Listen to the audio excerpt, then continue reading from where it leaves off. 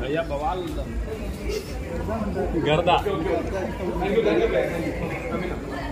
नमस्कार दोस्तों, आज हम बात करेंगे पावर स्टार पवन सिंह के नए वीडियो को लेकर। यह पवन भैया का यह किस चीज का वीडियो है, क्या होने वाला है, तो हम इस वीडियो में पूरी जानकारी देंगे। हमारे वीडियो के लास्ट तक बने रहिए। तो बात करें इस वीडियो की, तो यह वीडियो एक फिल्म अवार्ड शो का है। तो यह कहाँ हो रहा है, तो यह लखनऊ में हो रही है पवन भैया का फिल्म अवार्ड शो।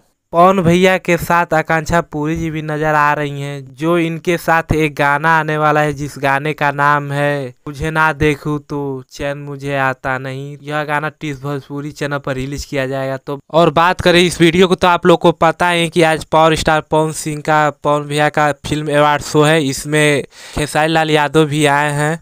आज देखते हैं कि दोनों भाई एक साथ होते हैं या नहीं। बात करें इसमें कौन कौन स्टार आए, तो इसमें रितेश पांडे, बहुत सारे एक्टर्स आए हुए हैं। ऐसे ही पावर स्टार पवन सिंह छाए रहे, गर्दा करते रहे और भोजपुरी इंडस्ट्री को आगे ले जाए। तो ऐसे ही पावर स्टार पवन सिंह गर्दा करते रहे। जय हो भोजपुरिया समाज।